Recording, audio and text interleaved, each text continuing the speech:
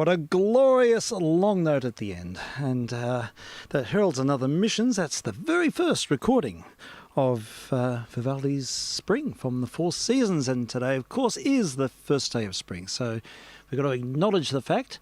And we do it in our own style here, playing historic recordings. Very nice. Yeah, recording made for Cetra in 1942. And it sort of put Vivaldi on the map, actually, that recording.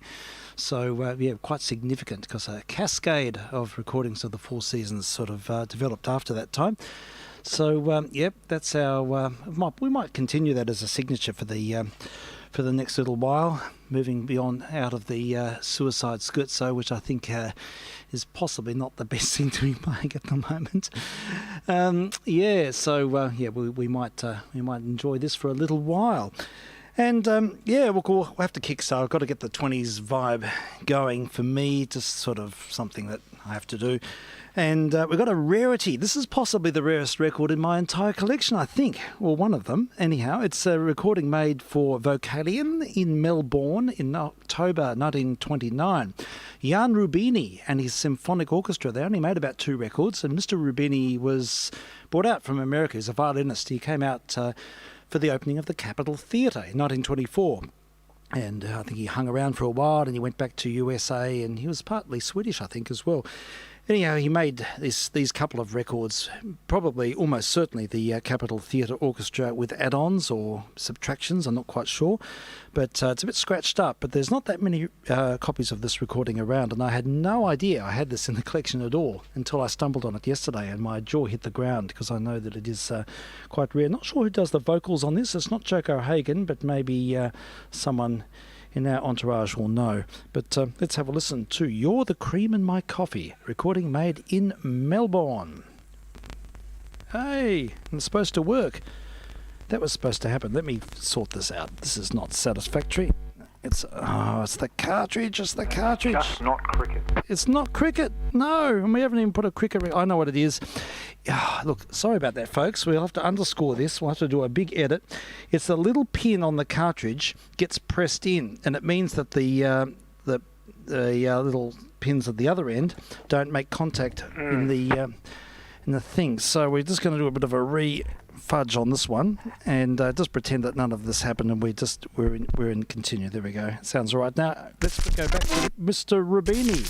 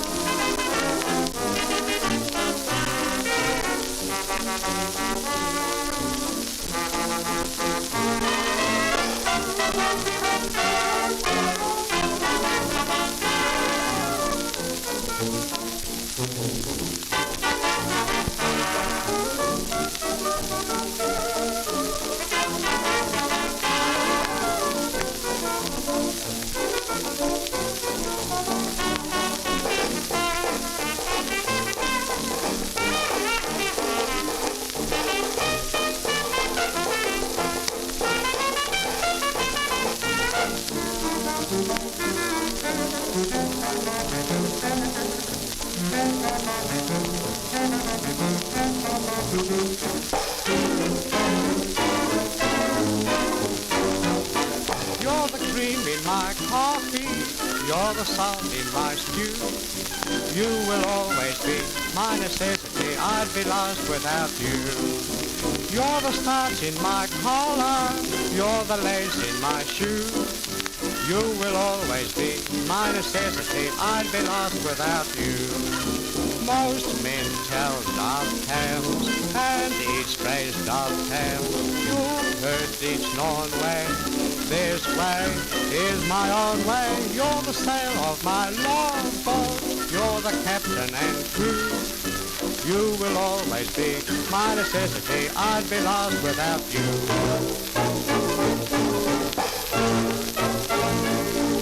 She's the cream in my coffee, dog I'm buying, she's the nail in my shoe. She will always be my necessity. I've been telling me, boy, she's a sneeze in my blue. She's a starch in my collar. Why, look out, boy, she's a black sheep in my flock. She will always be my commodity. That's all right, boy, but she's a hole in my sock. Most men tell love tales, and each phrase dovetails. I've been telling me, boy, she don't like love tales. What that girl likes is cocktails. She's the sail of my longboat. Look out, boy, you're gonna have a wreck. She will always be my necessity. Oh, boy, she's a pain right in the neck.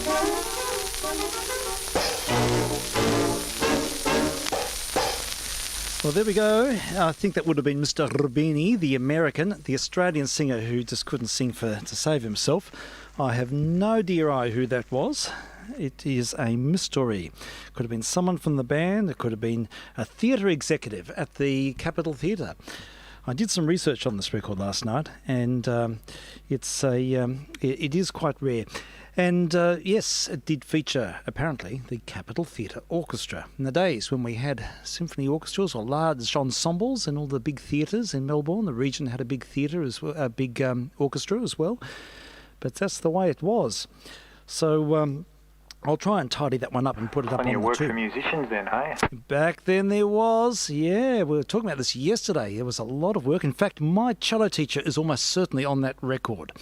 He played in the Capitol Theatre Orchestra along with his dad and I think his sister as well, the Sheblix. He was a Tuzo. He took his mother's name. And they played in the Capitol Orchestra, and he had all these stories. And I was saying to Frank JR last night that he told me he was earning £9 a week as a 16-year-old in the mid-1920s in Melbourne. Now, the average salary then was about £2 to £3 a week. So Wow. It was serious money. You could earn good money as a musician back then. So, yes, it says a lot about the live music scene in Melbourne, even in the orchestra fraternity, cafe culture and all of that. So, anyhow, a bit of deep history there to kick off the program. And I'm yearning for outside a little bit, but tomorrow I might have to do the get Studio 1.5 going, I think. Oh, it's going to be 26 or Yeah, I something know. tomorrow, isn't It's it? going to be really good, and I need a nice bottle of something outside if it's going to be that So I'm good. sitting here with a G&T at the moment. I've got a glass of vino here.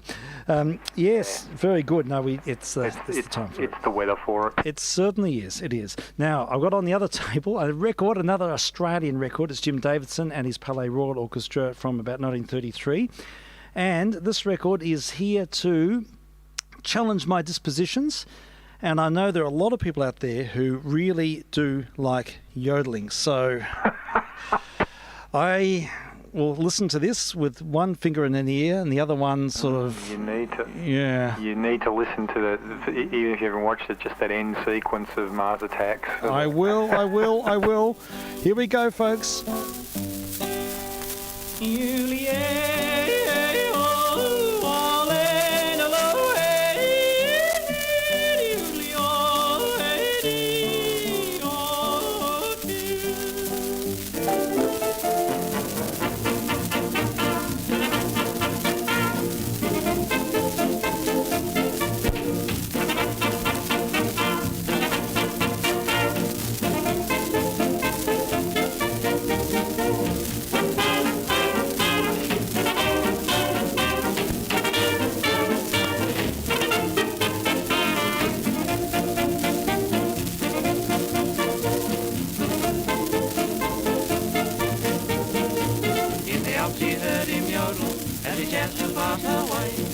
Changed her Heidi for his yodel-o-dee-ay.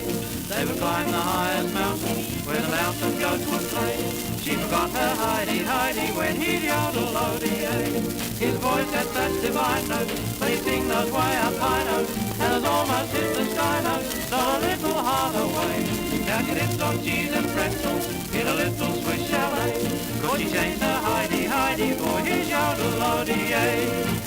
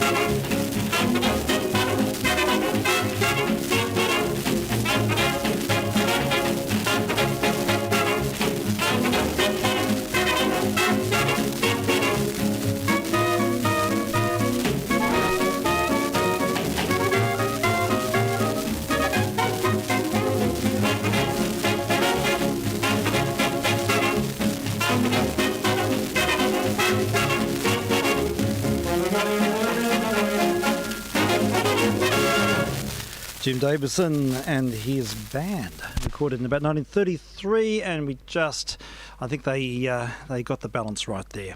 About 2% yodel, and the rest of it, well, sort of moved into the swing genre, so I'm okay about that.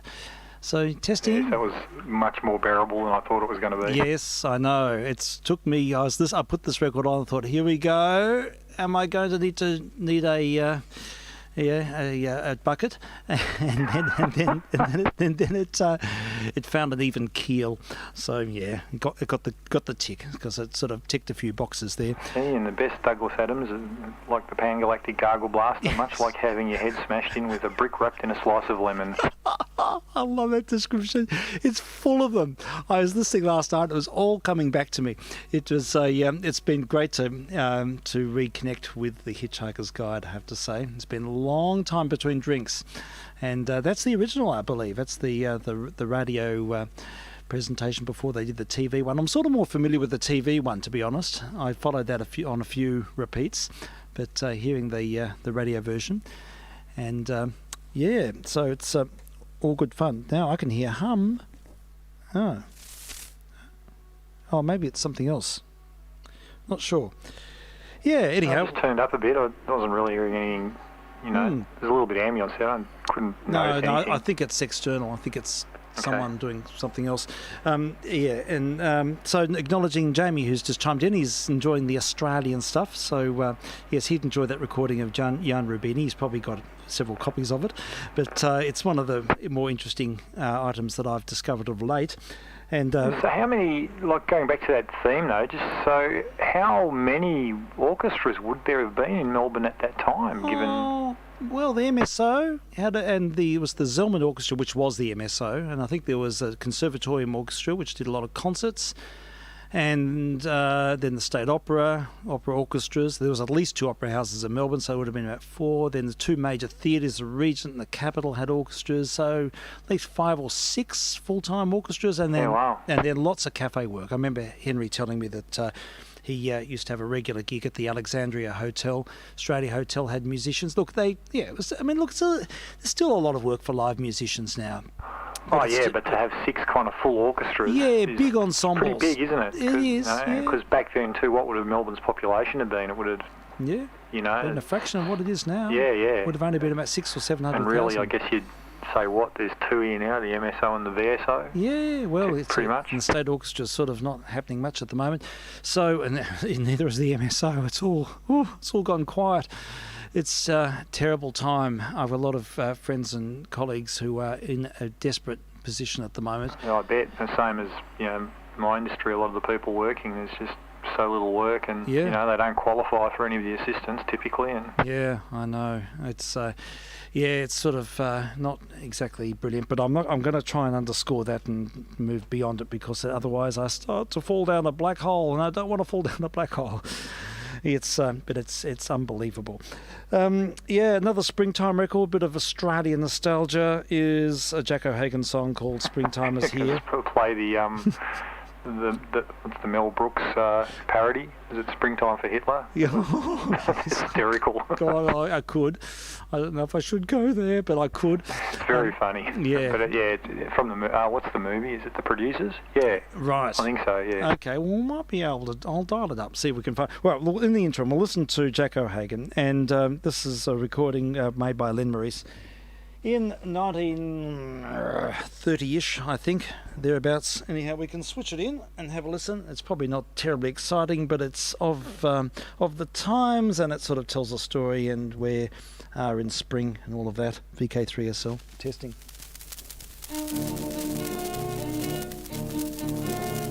Goodbye blues, goodbye to grief and sorrow, got good news. I'm going home tomorrow way down south, back to the place I belong. Cloudy skies, I'm gonna leave behind me paradise, is the address you'll find me way down south, where days are sunny and warm. Dark mountains soon pass me by, that's when I'm starting to cry. Here comes springtime rolling along, bringing a song, rolling along. Here comes springtime righting each wrong, sunshine the whole day long. My folks will all be there to meet me, just try and imagine how they'll greet me. Here comes springtime rolling along, bringing a song to me. Sunny South, I seem to hear you calling sunny South. Your call is so enthralling, how I long to be back with you again. Dreary days will soon be just a memory. Sunny days will make my life a medley, 'cause I know sunshine must follow the rain. Goodbye to winter's cold spell, soon I'll be starting to yell. Here comes springtime rolling along, bringing a song, rolling along. Here comes springtime righting each wrong, sunshine the whole day long. My folks will all be there to meet me, just try and imagine how they'll greet me. Here comes springtime rolling along, bringing a song to me. My, but it's great to be going home, to see mother and father and brother and sister. Gee, can you imagine how happy I'm gonna be when I see them all waiting at the station for me? Folks, I'm happy. My folks will all be there to meet me, just try and imagine how they'll greet me. Come on there, here comes springtime rolling along, yahoo, bringing a song to me. Well, he almost took off. he was having, he was cutting loose at the end of that last chorus. We need another 2 or 3 choruses, then he could have really gone to town. That's Australia's Bing Crosby, Len Maurice, recording made in 1928, earlier than I thought. And the other side is one of those aviator discs. There's so many recordings in the 20s about famous aviators, and this one's Hustling Hinkler, about Bert Hinkler. So we'll look, why not hear the story, since we're sort of doing an Australian vibe for the minute, and we'll hear what he has to sing about Mr. Hinkler and his grand pursuits. Good evening. Good evening to you, Frank. Hi, Frank. Yeah. Hey, Frank. We're going to have a quick listen to Hustling Hinkler. This is the late vk3sl. Yeah, and have a listen, and then we'll touch base. Sing a toast to one who's made a name for being game. He was born with wings as fine as any bird that flies. A lucky star guides him afar. Hustling Hinkler up in the sky, fair or windy, he's flying high. Fearless, fearless, knows every cloud. The kind of a son makes a mother feel proud. Bustling Hinkler rides all alone in a little plane all his own. Hustling Hinkler showed them the way, and he's the hero of the day. This Aussie son set out for fun, he had no thought of fear, and now he's home from all the foam. The whole world's mighty proud of him, as proud as it can be, and now he's here. Come on, folks, let's give a cheer. Hustling Hinkler up in the sky, fair or windy, he's flying high. Fearless, fearless, knows every cloud. The kind of a son makes a mother feel proud. Bustling Hinkler rides all alone in a little plane all his own. Hustling Hinkler showed them the way, and he's the hero of the day.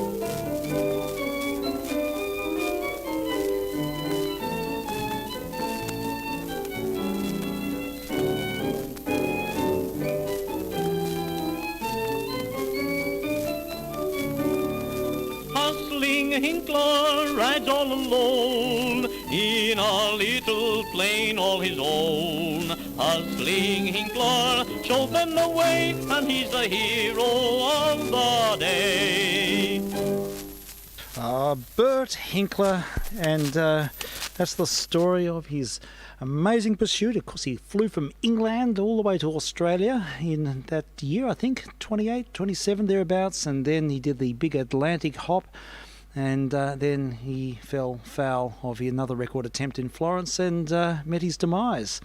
But anyhow, he's still the figure of the day back then, and aviators really did get a Guernsey back in the 20s. Yeah, I think it was such a new field, wasn't it? Everyone was really excited by it and all these records, and absolutely. They were the new, I guess, pioneers, and yeah.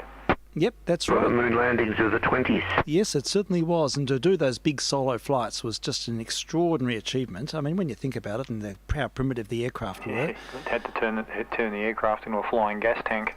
that's it. It only went wrong. There wasn't a lot you could do, I reckon. No easy recourse. You just had to basically say goodbye and just ditch. But, and but there we go. We had Smithy last night, and we got Mr. Hinkler this evening, and we'll keep the. I think there's a recording here of Hinkler giving a bit of a chat about his flight. Here My somewhere. father-in-law knew him, or he came from Bundaberg, where Bert came from, Oh, okay. and there's the Hinkler Gates there. Oh, really? Okay, that's good to know. Yeah, that's an interesting personal story. Yeah. Now, I want to change tack because we've got Mr. OP and his new guitar, and I did enjoy. You sent me a picture, and it just looks fantastic, beautiful looking instrument, and wonderful. Well done. Congratulations. It's Thank always you. good to hear about a new instrument, and I know that. Frank JR's got his new synth as well, so we're getting a virtual band together here. We're on a mission from God. Yes, it's all happening. We can cut and paste and put together a missions orchestra. But look, it's a record I've been wanting to share with you for a while. Look, I may have played it before, but things just work in cycles here. And it's from the 5AD library. And it's a recording of a Spanish, in quotes, electric guitar solo by Len Phillis in about 1933. And it's in really nice condition. It's an Australian laminated pressing. It's in English. It's a recording made probably in America. But Len Phillis, I think, was one of the pioneers of the electric guitar way back then. And I just thought you might be interested in having a listen. Yeah, You might have 'cause a that's- comment on the instrument itself, or the that's sound and all that. sort of predates some of the other recordings that are touted as being the first true electric guitar. Sure. But Yeah. a lot of those were acoustics that were mic'd, but So really it's, interesting. it says How electric far guitar. back does the Hawaiian steel go, Frank? Do you know? I think it's a similar era because lap pedal steel was. The instrument itself, I think, goes back a fair way, but in terms of recording it, I don't know if it was, any different to conventional guitar recording, and probably all the early stuff still would have been done with mic. I reckon lap pedal steel is a terrific sound, but it just doesn't. I don't think the Hawaiians sort of used it to its best ability. I think we've got Yeah, there's a group called Asleep at the Wheel. Used to be a guy on radio called Lucky Oceans. Oh, I remember Lucky Ocean's program. That's a loss. I remember when that went off, I thought this is the end of Radio National for me. Same, I know, I went through the same thing. Now, Lucky Oceans headed up a band called Asleep at the Wheel, and it was a Western swing band. Now, although Western swing is not my favourite type of music, Yeah. he played lap steel guitar, Okay. pedal steel, I should say. Sure. And played it really well, and it sounded terrific. It's expanded my idea of how good the pedal steel can sound. Yeah, right. So it was actually Lucky Oceans playing it, was it? Yeah. Oh, wow. And Well, it's one of those instruments that, because of its origins, it changed too. Really, I guess it's associated early with that Hawaiian Islander sort of music. But it found its way heavily into the blues genre because it really suited to all that slide playing. Now you're talking. That's what it's all about. That's using it properly, I think. Yeah, we need to flesh the subject out. Well, there's a modern, modern, but a relatively young current player, Ben Harper, who plays a bit of it and does a fine job with it. Ben to listen Harper. out for him. Okay, I've written the name down. We might even see if we can find something to play later. Ben Harper. And I'm fascinated. I didn't realize, I knew Lucky Oceans was a musician, but I didn't realise he played lap steel guitar. That's really fascinating.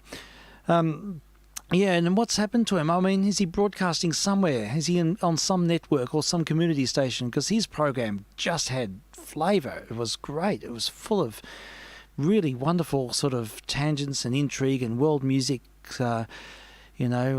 escapades. It was tremendous. Yeah, Lucky Oceans.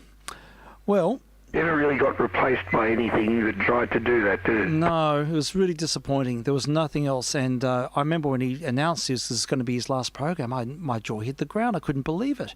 I thought, he can't get rid of him. Cutting. He's a life force. He was. It was late evening, wasn't it? Oh, it was always late evening. I used to listen to it after I listened to Mr. Big Phil. And, I'd listen to Lucky Oceans for the next hour until midnight. And I'd always go to sleep to the sound of his program because it was just so... What era was this? Oh, until recently. It's only about 5 years ago. It stopped. Oh, okay, wow. Yeah, he did the 10 o'clock to... or 11 o'clock to midnight. I think about 12:30, I think it went.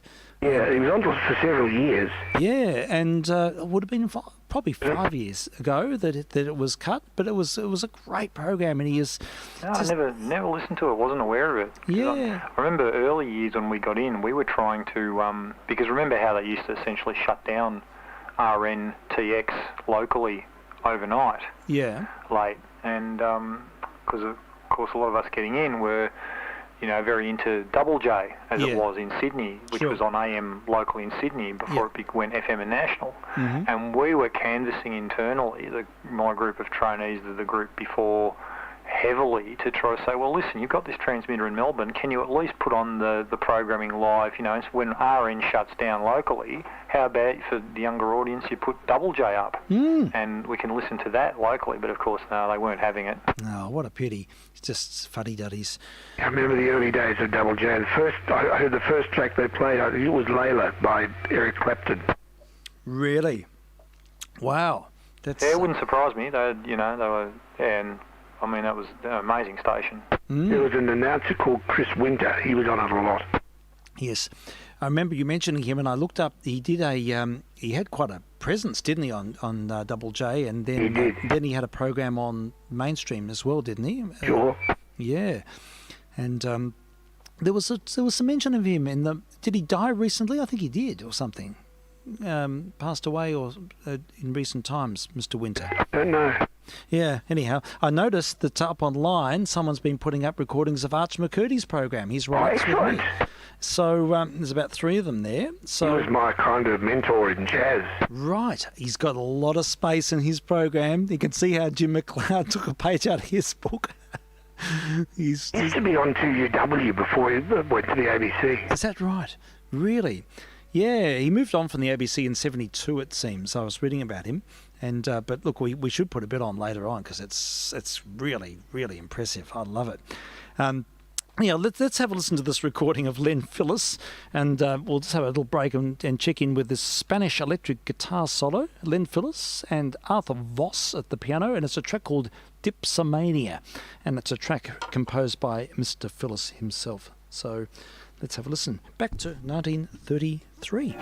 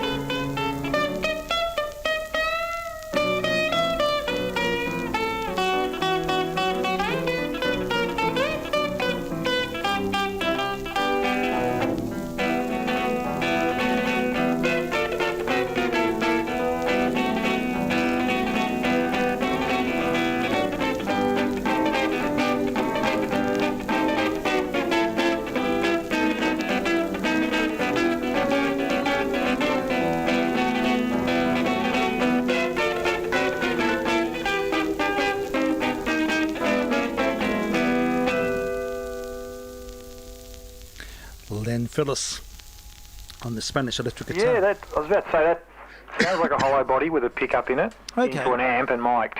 Okay. I reckon. So I don't reckon it's directly electric, but certainly, yeah. It's got that sort of hollow body feel about it, and that slight reverberance off. You could hear a bit of resonance, couldn't you? Yeah. Okay. So I reckon, but yeah, it's good. It's pretty amazing. 33, wow. Yeah, early days, and he's getting around. It's got a nice, bit of. He's no slouch. No, that's right. He seems to know. I have to check him out and find out what his background is. But I thought of you when that record jumped out, and the other side is a track called Mood Ruby. And again, Spanish electric guitar solo. So yeah, imagine it's got some sort of static pickup and a hollow body, and as you say, just miking up the amp. But we'll give this one a whirl. Some sort of acoustic coupling thing. Yeah, it sounds like it, doesn't it? Yeah. Well, look, shall we have a listen to the other side? Since we. Yes, please. Yeah, it's a track called Mood Ruby.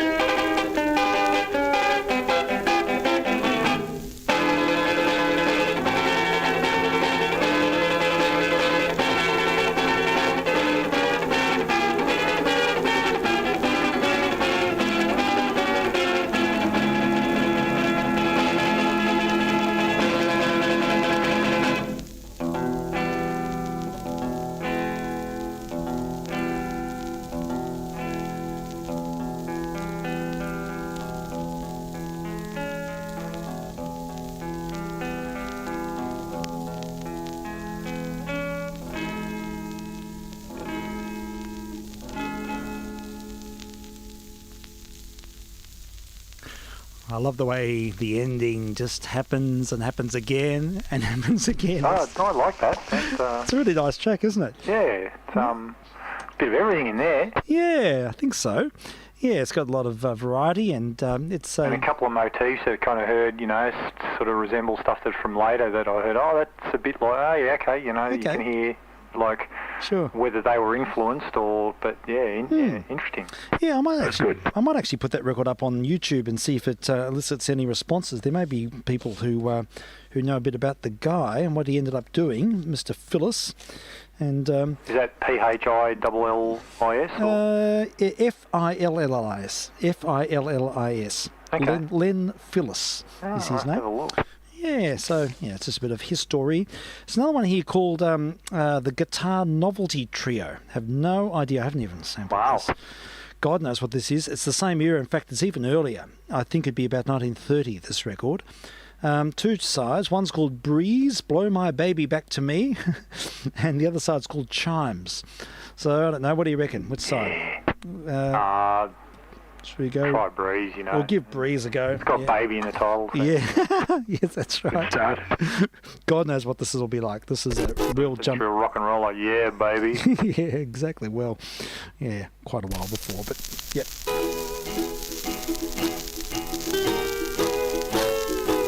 Sounds Hawaiian. Oh, yeah.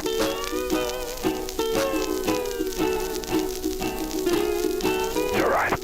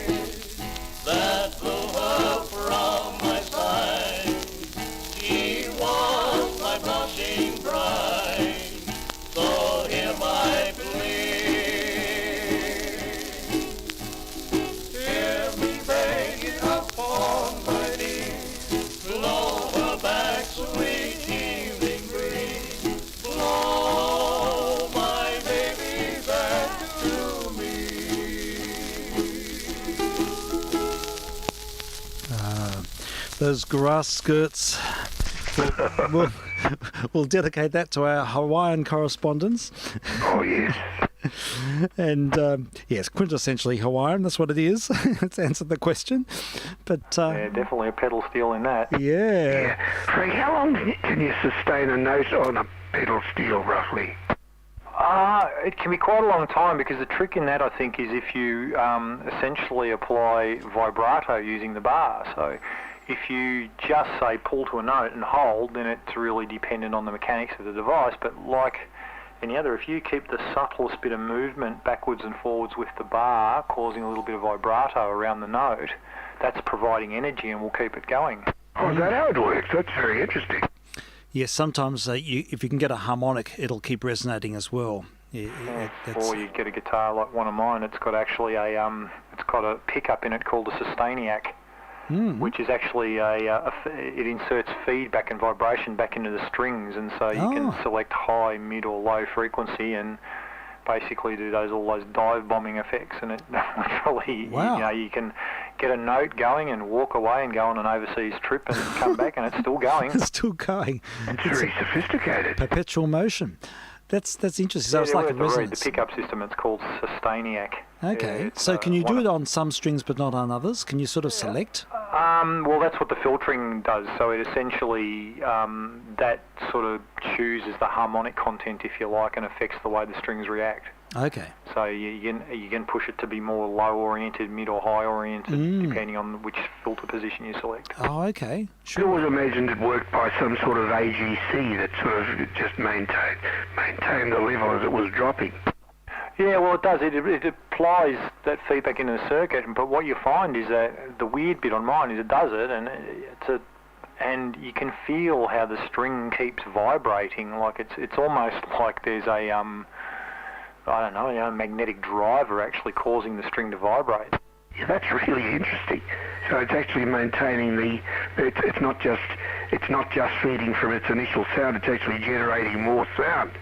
Yeah, I think I'll have to look into a bit more how the theory of operation, but I became aware of them in this particular model, and I was after something like that, and I thought, well, why not? I'll just buy it where it's got a tremolo arm and one of these pickups in it, and when you switch it off to normal mode, it essentially behaves very much like a pretty good single coil pickup anyway. So, but yeah, it's not the sort of thing you use all the time, but yeah, it's an interesting device. So, I mean, it's relatively modern, but I mean, that's essentially by, with a lap steel, because those bars are quite heavy. I don't know if you've ever played with one, but the bar that they use for controlling the pitch sliding, there's quite a bit of mass in them. So if you're just providing that tiny little bit of backwards and forwards vibrato to the bar, that'll keep energy in the string and just keep it ticking along. Well, nearly all Hawaiian music's got that little vibrato, hasn't it? Yeah, and so I guess that's the thing, they're really... And then the other side of that, of course, is hand damping, palm muting. Like you do that a lot on electric guitar. I very often, particularly for a lot of that metal sound, where you want the sharp attack, but you don't want the notes to sustain and go for a long time, you end up with the palm of your hand near the bridge position just resting on the strings ever so slightly to perform palm muting. I imagine really good pedal steel players probably doing similar there. There are times when they're wanting really long sustain, and other times when they want to kill notes off and they'll just mute with their palm. Well, you can create a sort of a quasi rhythm by doing that alone. Yep. You can offset the main rhythm by just choking the sound using that palm technique. It's quite an effective way. It's the equivalent of raising a key on a piano and getting the damper. Yeah, it is. That's right. Exactly. Yeah, pretty much, yes. Yeah. That's a really good analogy, actually.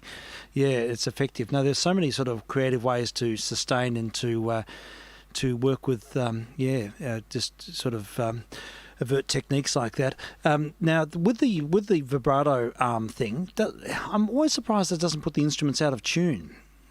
Because as in guitars? Yeah, only because some do. Yeah, you'd have to have a very stable sort of... Yeah, they do. The better designs are typically the standards by which most are measured, and I've kind of got one of each. That guitar that has the Sustainiac, it's got a Floyd Rose 1500 in it. Floyd Rose are arguably one of the better known, really stable ones. And then my Gretsch, the big hollow body arch top, has got a Bigsby. And they're the Bigsbys are quite unique, but they use a roller, like a bearing or almost roller tremolo arrangement. And what happens is essentially in the back of the guitar are springs that counter the tension of the strings. But a spring is sort of it's never going to be that exacting on the return. return. There's a bit of tweaking to get them right, and once they are right, though, then what they do is they re-center. So there's also a roller. There's two types of tremolos. There's the type of tremolos where you can only increase the pitch by pulling, and there are the type that go both ways where you can either increase or decrease pitch. Ah, right. And the better ones that are set up that allow you to do both have got very, very good mechanisms for recentering, and they also rely on the strings being able to move and settle well in the nut and in the guide. So you'll find that they have nut assemblies that allow the strings to slip well. Wow. And if they run string guides on those up to the tuning pegs, they'll even have, rather than it just passing by a little hook, if you like, to hold the string down, it goes underneath a little roller to enable the string to just move and return properly. Return to the centred position. Yep. That's very interesting. I had no idea. Neither did I. They're so I'd complex. imagined again that it was all done electrically by the amplifier, just like a vibraphone. Although a vibraphone does it by movement as well. Well, a vibraphone uses the Doppler effect, of course, using a little a little spinning diaphragm inside the tube, which is Well, and that was, the same technique, I guess, was used for, with Leslie, the Leslie rotating loudspeaker. The rotating loudspeaker, same that's thing. right. Yeah, fascinating. But it wouldn't be hard to design an amplifier that just did that electrically, would it? Well, mine does it now. My big amp, which is far too loud, but it has built in, all the digital effects, and it does tremolo, tremorverb, and it emulates all those amps, Leslie loudspeakers and stuff. You can do it electronically.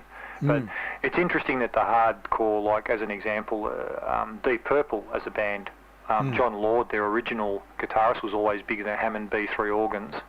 Always used Leslie speaker boxes, and the guy that they've now replaced him with since John passed away a number of years back, a guy called Don Airy, who's also big into same setup, big Hammond B3s and Leslie rotating speakers. They had a big hinged organ, didn't they? And that's the sound that they built, that they use. If you listen to, probably a great track to listen to that stuff is a track off the Machine Head album. It's called Lazy.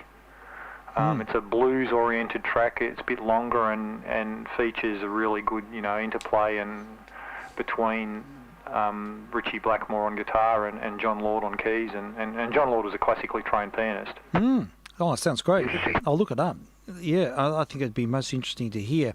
I'm intrigued by all manner of effects using especially using sort of acoustics or mechanical approaches. And the early days, because that was, I guess, Machine Head was 70s. That's the album where Smoke on the Water, I don't know if you'd be familiar, you'd know the song. Yeah. But the lyrics talk about, the lyrics are the story of the recording of that album, because they were in Montreux in Switzerland. Yeah. And they were staying at the old casino, which was an old wooden building. Yes. And an idiot with a flare gun burnt the place to the ground. Right. That's one of the lyrics in the song. Okay. And they ended up, their band manager was pulling people out of the place trying to save them, and they ended up, so instead of recording there where it was originally meant to happen, they ended up using the Rolling Stones mobile recording setup, and they recorded in an old damp dark castle. And so there's one of those classic album shows, there's a whole doco on the recording of that album. It's fabulous. Oh, amazing, isn't it? It's a Serendipitous. fascinating story. That the Smoke on the Water itself was Deep Purple, wasn't it? Yeah, that's what I'm saying, Deep Purple, yeah, and that's the album, and then the album they recorded is called Machine Head, which is off that album, and look, the whole album's fabulous. It's probably one of my favourite rock albums ever. But I think a standout track for, particularly if you've not accessed the band much and you think, heavy rock, but if you want to have a real inkling into the roots of guys like this, have a listen to the track off that called Lazy, which is it's rock, but it's really based in blues. That sounds great. Some of the best rock is, nearly all the best rock is based in blues, I think. But yeah, the only track I know on that Smoke on the Water. Oh, it's there's a Pictures of Home, maybe I'm a Leo, but yeah, Lazy, really. Okay, well, while Lazy's in our midst, I've queued it up, so let's have a listen to it. I'd like to hear it after. Let's make that my after tea listening tonight. Yeah, okay, all right. Well, are you heading off shortly? Are you? Or yeah, pretty. Not just yet. But okay. soon. Oh, fine. Good. Well, we'll listen through and we'll have a listen. This sounds great. Oh, you got it. Oh, okay. Yeah. No, it's all queued. So we'll go with the flow. I think. Let's have a listen. Bet. Deep Purple, and from Machine Head, this is the track Lazy.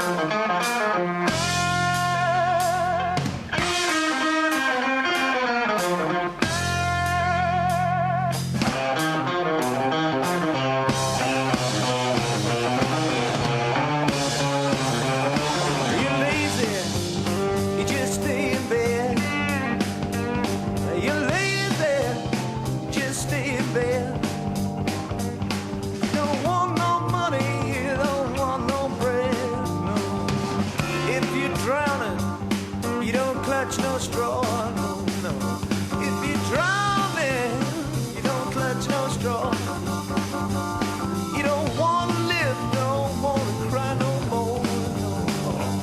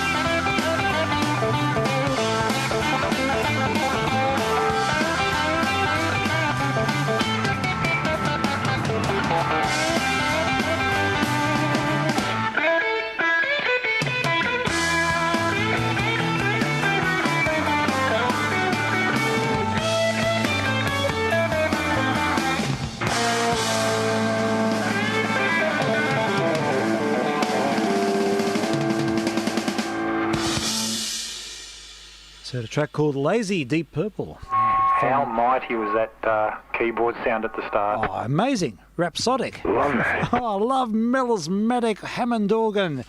It's wonderful. And the organ was terrific as well. Yeah. Had a great sound. I didn't know you could get that sound from Hammond. John Lord, amazing player. Yeah. Just another world. It's just incredible.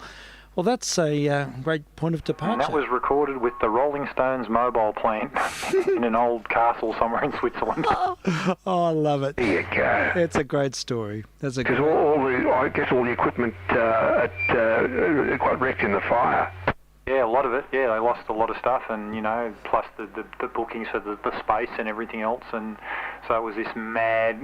We've got this commitment to get an album done, and unfortunately, the Stones were in town and their gear was there, and they said, "Could you help us out?" Oh, wow. Yeah, I think they were pretty good. I think they had a fair degree of camaraderie going. Well, yeah, those sort of stories just bring out the best in people's creative intent, I think. It's, those remarkable tales. But they got the bloke from who started the fire and boiled him in oil. Well, they knew it was a guy with a flare gun. I'm picking the Swiss police got him, but it's an interesting tale. And the doco, it's well worth. It's a series called Classic Albums, and so they do. That's one of the albums that they do. Another one is Pink Floyd's Dark Side of the Moon. So they do all those sorts of really old, the real iconic classic rock albums, and that's one episode, and it's well worth a look. Okay, You've got so to hear these.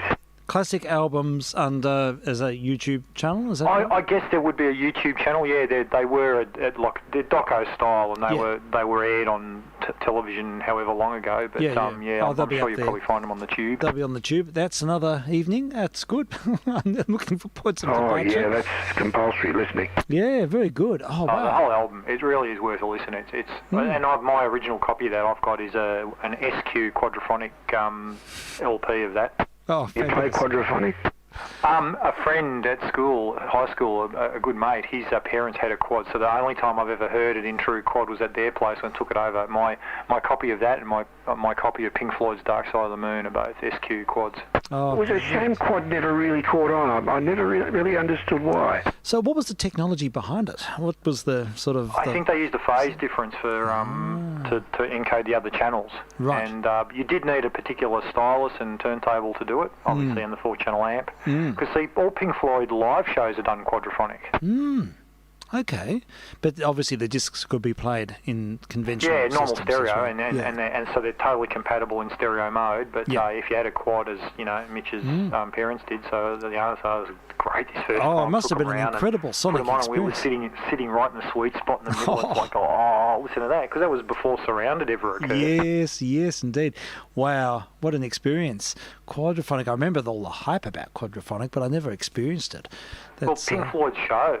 I saw them at the Melbourne Reverberation Centre years ago when they toured here, and again it was interesting. While the house lights were still on and audience was still loading, I noticed that down in the front of house monitoring area there was a multi-track machine sitting there, big reels. And at one point, all of a sudden, it started up. And I thought, what's going on? They're recording this.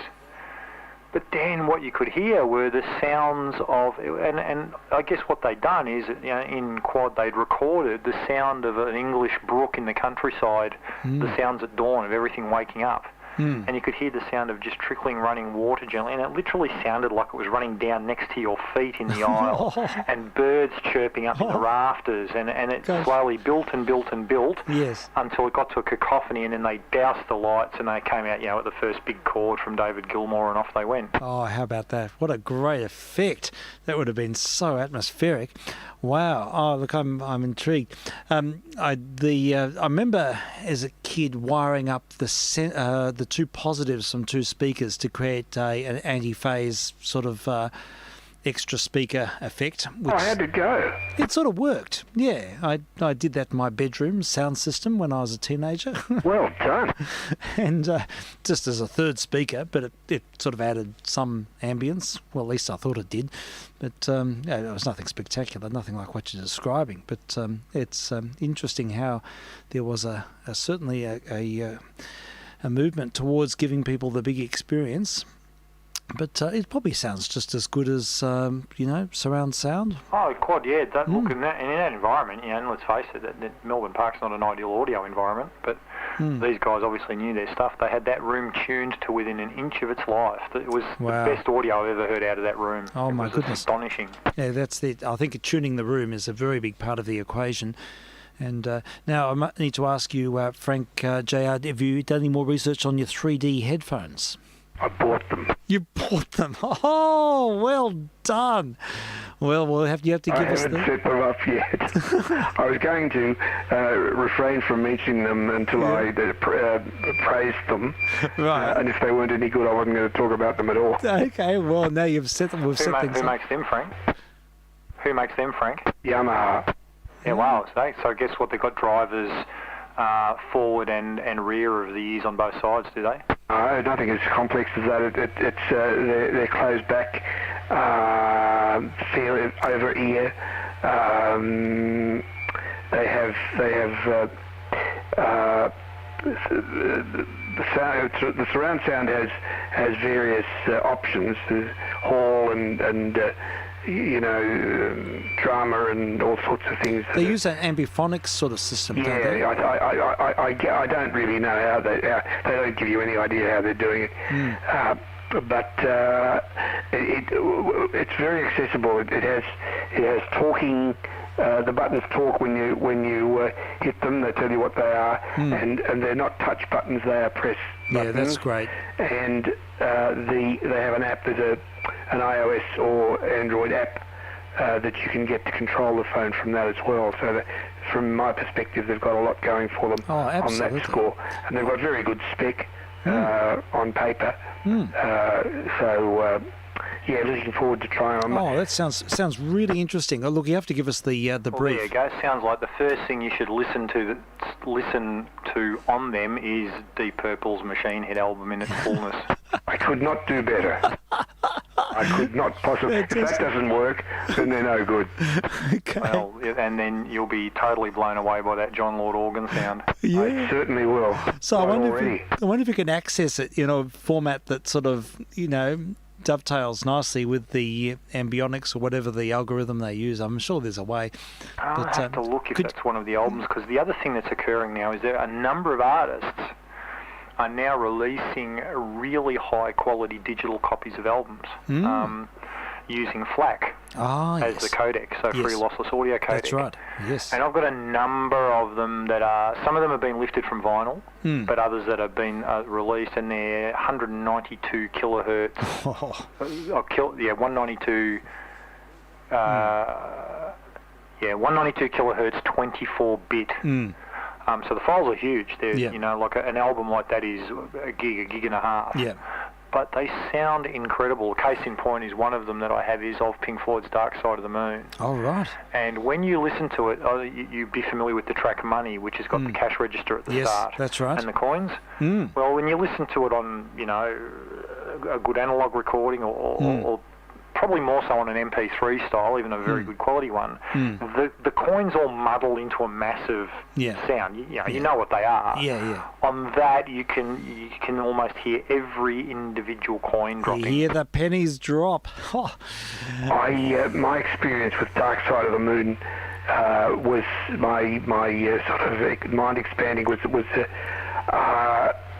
I had a close friend who I did the music nights with got some Leak speakers, and I thought my speakers had as good a top end as I'd ever heard until I heard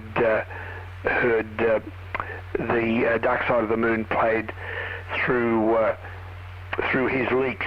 And the one with all the bells. Yeah. That just I'd never heard it like that, and the absolute top end was magnificent.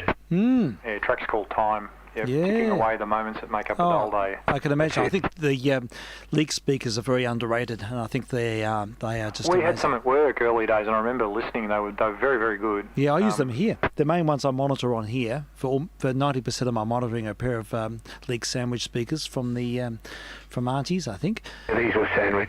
Yeah, so they're very low distortion in the lower octaves, and so they're very clean. And The tweeter was what blew me away with this one. yes, then they put out a three-way. It's probably the three-way you heard. It was. Yes, it uses a Wolfdale, and they are just magnificent, and they're bloody hard to find. And they I remember there was an ad going around. It was in the trade mags, and it was it was of the order of get yourself 12 inches of Leak. And of course, we all fell about the place when we read the ad. But Yes. they were the speakers that we had at work, and they sounded terrific. Yeah.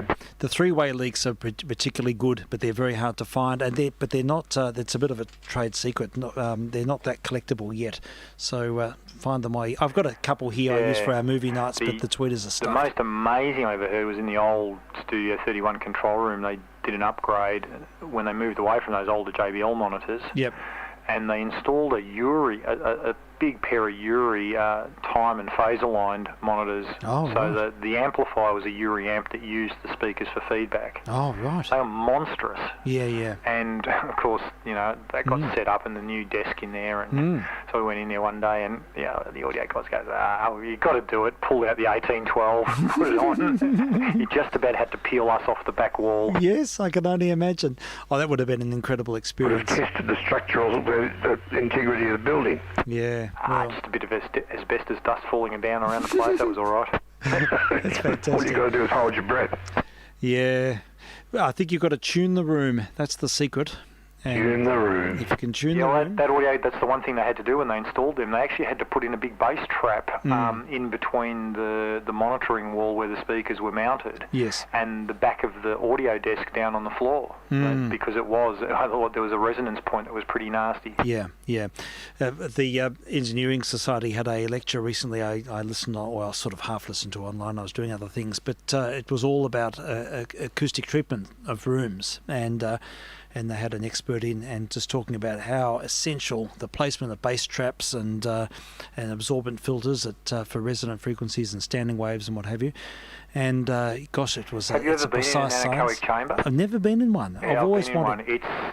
It's weird. Yeah, it would be. I've been in one. You It have? is very, very creepy. It is the most claustrophobic I have ever felt. And the amazing bit is, as you walk in, your own voice, if you're chatting, your own voice, the volume drops so significantly, Yeah. you end up only hearing your own coupled audio in your head because you do not hear any reflections anymore. It's bizarre. It would be strange. It's quite startlingly unnerving, I think. It would be. I'd like the experience. I'll have to organise it if someone knows of an opportunity. I'd like to experience that. I'd like to play in one. Wouldn't want to be locked in one. Yeah, it'd be really interesting to play in one because you'd start to really tune in to the vibrations of playing rather than the sound per se. Absolutely. And there's a real sort of phenomenon there. I think, if you do it enough, and there are a number of very great deaf musicians, like Glennie, what's her name? Glennie's her last name. Yeah, that's right. She's a percussion player. Anyhow, Amazingly, yeah. yeah, and she's completely deaf, but she does it all through vibration. So Scottish. Yes, Evelyn Glennie. I've met her. Evelyn Glennie. You've met her, have you? Yeah, I did. I went to one of her concerts in London and went up and met her at the end. She's I just sort of said, well done. Yeah. Is she able to speak? Yeah, she was able to lip read, and she was. No, it was fine. I think she's got very, very limited sort of hearing, but Yeah. But look, but everything's done through vibration. She's barefoot on the stage, and going in one of those anechoic chambers would be really interesting because you just really your tactile response would become super Well, alert. I imagine too, an instrument like you play, the cello, would be probably better suited, and because you've got a much bigger piece of instrument, haven't you, for the vibration or a double bass, whereas smaller instruments, I imagine, you get much, much harder on, say, something like a violin I or think it might something be. smaller. It would be interesting. Absolutely. But something profound I noticed when I play an electric cello, and I've done a fair bit of this. You guys know that I've had a heavy metal cello group for a short while, and I played a pogo stick. You had your own version of Apocalyptica. Yeah, we did. We did gigs and things. It was great fun. But anyhow, I played a pogo stick cello, which is completely inert. It has no vibrating chamber at all. It's just a solid instrument. Yeah, it's just a set of strings across a pickup. Yeah, that's right. But it had all the same geometry, and it had a set of sort of things on the side, so it actually felt like a real instrument. Yep. And but the thing was, it's unnerving because you get no visceral feedback from the instrument in any sense. It's completely inert. You have to really fine tune your. A bit like playing an electric guitar to a degree. Yeah. You are relying on the amp or the thing to make the noise for you to gauge what you're doing. Yeah, and I found I didn't know really where to go because it made me realise I'm so used to that physical feedback, the vibration feedback, is so intrinsic to my experience that it was incredible. It was really unnerving. I got used to it and I adapted, but I was overplaying like nothing on earth, just trying to force this inert stick to give me. But you're obviously amplified. Yes, it is, but it's different. Didn't It's give different. you enough? No, it's to different. what you were used to? No, I need it. It was more about. See, yes, you get the oral feedback, sure, but you also get a huge amount of physical feedback. You feel it in the bow. Bigger amplifiers.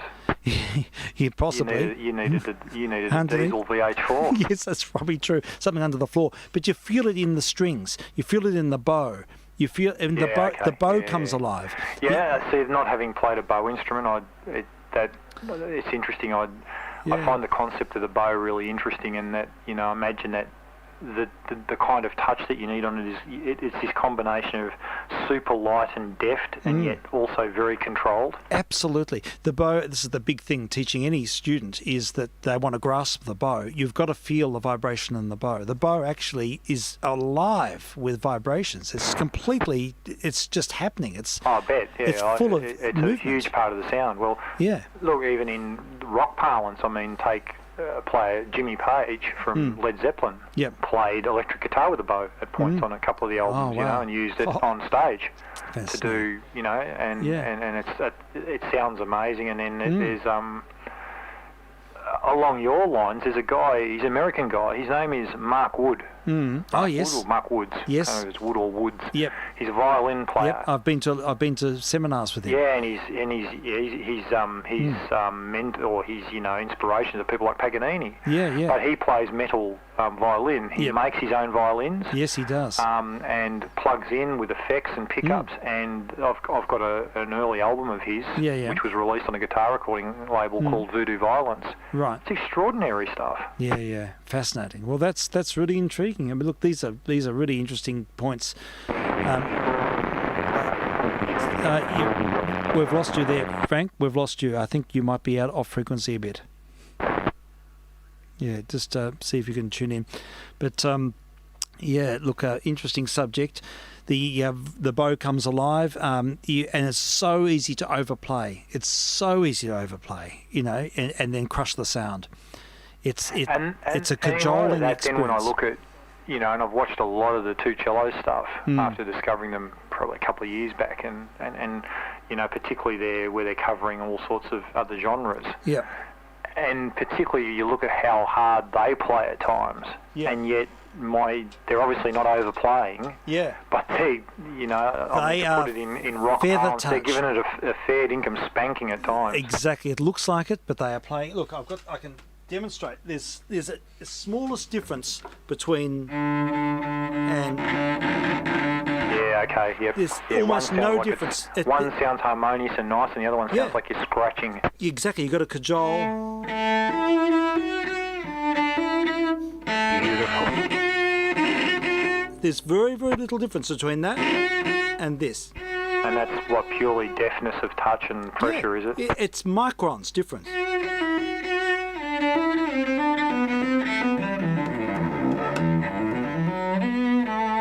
So as soon as you press, as soon as you get any tension in your arm at all, it manifests as. So do I read that? Is that your force has to be? It's the sideways. It's across the string. You're not trying to diagonal. Push it down onto the string. No, it's diagonal and it's across, and it comes from behind the shoulder blade, and your whole arm is passive. You've got to really imagine. It's very zen, but you've got to imagine the instrument plays you. If you try and control it too much, you tense up by nature. Yeah. Okay. Yeah, and wow. So it's all about it's a cajoling. The best analogy I give students is to pat their dog or their cat or their animal and feel the softness of the fur in the hand, and that sort of sense of weight. You put your weight into the fur of the animal, and that you can use that as an analogy to find a happy medium. But it's so easy to crush the sound. I mean, this is the big thing. It's the hardest thing about learning a string instrument, I think. I wonder if people sound so bad when they're starting off. Well, that's natural, because how do you find that sort of level of control? It just takes a lot of work. I guess it's one of the parts of learning, isn't it? You do have to overstep it and know what it sounds like when it's bad, and over the top, and know what that point of no return is. That is Learn to do it. You have to be able to play badly to play well. You have to be able to experience the full gamut and then fine-tune the whole experience and then find your way. And every way is different. Everyone's different. Everyone's physiology is different. So what you're saying is, on the way to virtuoso, you have to be Portsmouth Sinfonia. Totally. And that's the reason why. And that's simply the reason why most adults fail. Because they end game. They're scared of making mistakes. Exactly. And young kids will play really crap and play like just nothing, like really bad. But there's a kernel of something that can be cajoled and developed, and you pick up on that kernel and you just direct them, and eventually they're tuned into that sound, and then they find their way. Yeah, it's interesting too, because in the electronics engineering, one of the subjects we had was design philosophy, and one of the lecturer in that talked about. He said, he posed the question fairly early in the piece. He said, when do you think human creativity peaks? And of course, people are throwing out numbers left, right, and centre, and and he turned around and said, try 5 years of age. Yep. And we're all, really? And he said, yeah. And he said, as far as we understand at the present, that's because that's about the age that kids go to school. Up to that point, they haven't had boundaries placed on them. Exactly. So if you give a bunch of 4-year-olds, 4.5 or 5, just preschool, a problem to an engineering, a solution, like let's say, okay, we've got a problem here, how are we going to solve it? the kids, because they haven't been taught to be constrained or think inside any kind of box yet, will come up with extraordinary breadth of, ways of doing it. And he said, of course, 99.999% of it's all crap and won't ever work. But he said in there's likely to be that 0.01% of something that's actually quite feasible. The moment we indoctrinate people into school and they start thinking systemically, we wipe a lot of that out. This is a subject very close to my heart. I wrote essays on this, and I got nearly 100% for the essays I wrote on this when I did my education degree, because I think school is for a lot of people it's completely the wrong place to be. For some people it works really well, but a lot of people, and it basically stymies them and stifles their creativity. The trouble is to sort out who's who. Yeah, this is the difficult one, but it comes from, it's very difficult. But then again, most kids probably could benefit from a very different system than we have. I think so. It's a 19th I century even system. look at that concept of everything hanging off a final exam type scenario. It's just such an unrealistic method of appraising people. 19th century. It's shocking. I think a lot of teachers, working teachers, Kathy certainly, my wife, secondary teacher, she would espouse that idea that exams are a crap way of doing it. Oh, totally. It's a very convoluted and one-dimensional way, and it suits some particular personality types. But for most people, and I'd say I think this is one of the small positives from this current state of affairs. I think education will be reconsidered in lots of respects, and some kids hopefully will not need to go back to school and will find their own initiatives and just be guided by experts in the field that they want to, and then that you can develop your prowess in all manner of other fields by just having a particular passion which you want to pursue, and you can use that as a catalyst. And also, find methods of working to their strengths. Yeah, exactly. School just basically bullies people out of all of their creative whims. They just become sort of made into one-dimensional people. So, homogenising devices, aren't they? Well, sadly they are in many respects. I mean, there's other dimensions to it, of course. Of course there are. And a good teacher will ameliorate some of that by going across the lines, Yes, exactly. But unfortunately, we live in a time where meritocratic and teaching and documentation and the whole sort of evaluation process tends to pigeonhole people. Look at the concepts behind the whole MAPLAN stuff. It's all about a national standard engaging people against literally a standard distribution curve. Totally. Tell me about it. It's a complete disaster, and it's counterintuitive on every level. But our powers that be will eventually discover that. I noticed with my kids that some of them have done. A couple of them were really struggling at school, have just done so well in the recent times.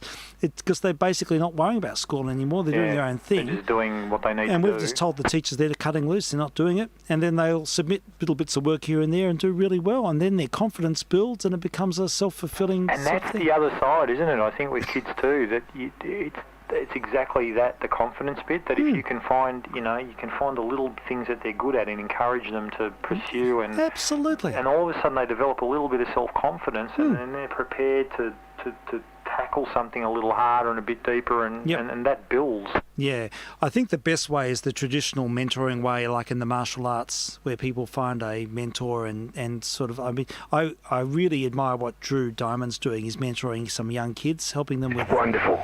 It's the most wonderful thing, and I think that... Wonderful. Yes, thank you, Hello, Mr. Wonderful. Mr. Wonderful. Yes, you've hit the nail on the head.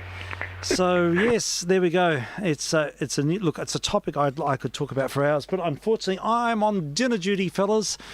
I've got to. I took. So I've been getting to the chopping board. Let's go. Yeah. Well, do you know what? It's funny. The last couple of days I've been getting a bit carried away with what we do here, and yes, I'm getting a few sideways glances. So I took the initiative. I'm the same. I'm doing dinner tonight. Yeah, I did the preparation a bit earlier on, but I think dish up time is fairly soon, so I'll go and get the tacos happening. Gentlemen, we must keep this conversation open. It's very interesting, and I've got Ben Harper lined up to play, but I'll have to leave that till next time. But what we'll do is we'll we'll have a listen to another episode of The Hitchhiker's Guide, and I'll be doing that listening to that while I'm preparing the food. It sounds good. It sounds as fresh as ever. Wouldn't it? Oh, it's wonderful. I love it. It's bringing it all back, and it's a wonderful TARDIS. Now, I heard an interview with Douglas Adams on the Science Show today. Oh, okay. Most interesting. On Douglas Adams? Yes, the writer of Hitchhiker. Oh, really? I thought he died a long time ago. He did. It was a long ago interview. Oh my gosh, I'd love to hear that. I wonder if it's on the stream. It'll be on. I'd like to check it. Thank you. All right, gentlemen, great to chat, and I have to terminate. Sorry to the listeners on the streaming service. I'll have to terminate at this point. You know where to go if you want to keep listening, and otherwise, Thank you much, Lee. We say morning. Yes.